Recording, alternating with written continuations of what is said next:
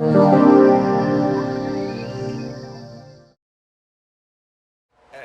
is the door that they actually broke through. They kicked the door in, basically burst the lock on the inside. As you can see, it's quite a flimsy door, unfortunately. We've been trying our very best to try and secure some security equipment for the hall by appealing to some of the local businesses in the town, but that's proved pretty fruitless so far.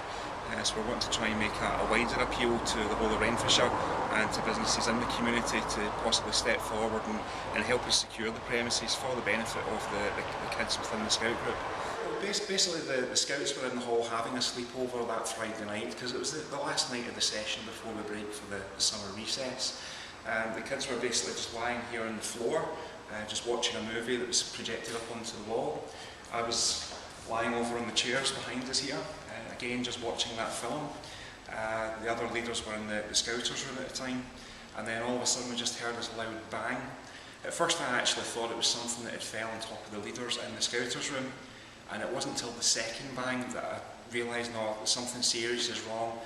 Jumped up and actually fell flat on my face on the floor at the time.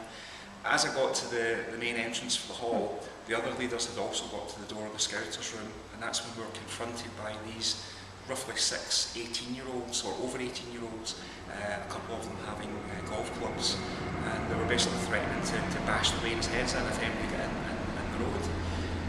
As soon as we got to the door, they scattered out of the hall. What was the kids' initial reaction when they first heard the loud bang? The kids initially weren't 100% sure exactly what happened, what caused the bang. Obviously, when I jumped up and fell flat on my face, they were shouting, "Alisdair, Alisdair, are you okay?" But as soon as they then realised, when I'd opened the door to the hall and they could see these guys, that they were screaming, they were absolutely hysterical. And it took quite a while for us to calm them down. A lot of hugs, and one of the leaders doing some hairdos on the kids as well. And obviously a couple of police officers came into the hall to try and calm the kids down as well and reassure them.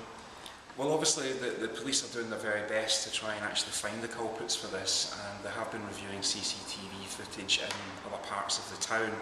I did follow these guys in my car on that particular evening as well to tell the police where they were, so I do know there's CCTV footage available.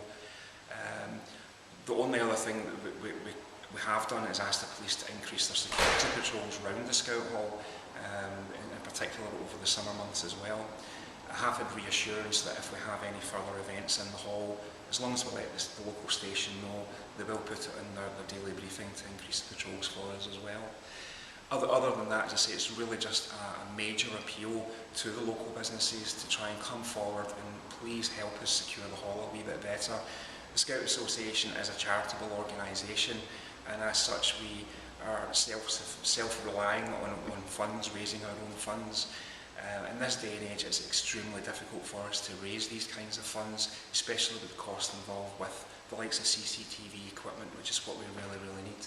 So any help at all from any local businesses would be very much appreciated, and I'm sure the kids would love you to bits for it.